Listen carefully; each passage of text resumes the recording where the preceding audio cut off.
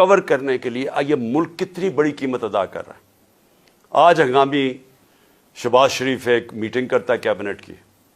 اور اس کے بعد جب لوگ تراویحاں میں مصروف ہوتے ہیں تو ایک فیصلہ آتا ہے جلدی جلدی سے پارلیمنٹ سے، اور پارلیمنٹ کیا ہے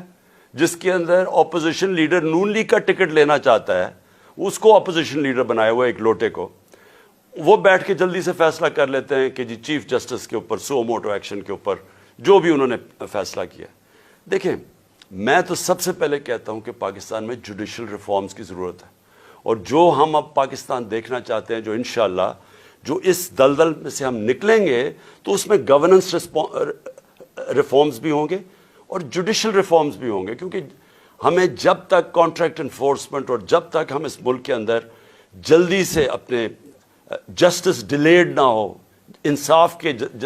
جتنی جلدی ہم اس ملک میں انصاف دے سکیں لوگوں کو، ہمارا ملک اتنی تیزی سے خوشحالی کی طرف جائے گا۔ وہ تو ہم سب متفق ہیں،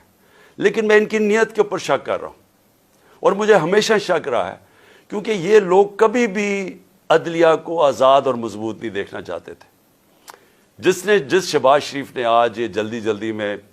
فیصلہ کیا، اور یہ صرف اور صرف عدلیہ کے اوپر، سپریم کورٹ کے اوپر پریشر ڈالنے کے لیے کیا، اور وہ کیوں کیا ہے کہ الیکشنز نہیں چاہتے، تو ساری چیزیں وہیں سے شروع ہو رہی ہیں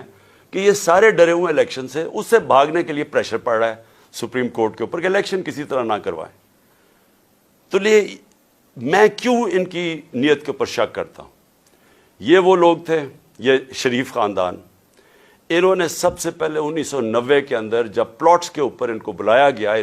نواز شریف نے بڑے زیادہ پلاٹس دے دیے تھے، رشوت دی تھی لوگوں کو، پتہ نہیں پیسے اربوں روپے کے بنائے تھے، میں 1990 کی بات کر رہا ہوں۔ تو ایک جج نے لاہور ہائی کورٹ نے ان کے اوپر نوٹس لے لیا، تو تب بھی دوسرے ججز کو ساتھ ملا کے رشوت دے کے اس جج کو انہوں نے زیرو کر دیا تھا، اور ان کو جج وہ پسند تھے، اور ان کے ٹیلی فون کانورسیشن ہے کہ جج صاحب جناب بے نظیر کو 3 سال نہ سزا ہو بلکہ 5 سال ہو۔ یہ وہ ہیں جو کہ ان کی ٹیلی فون کے اوپر ججز ان کے اوپر لائن پہ ہوتے تھے۔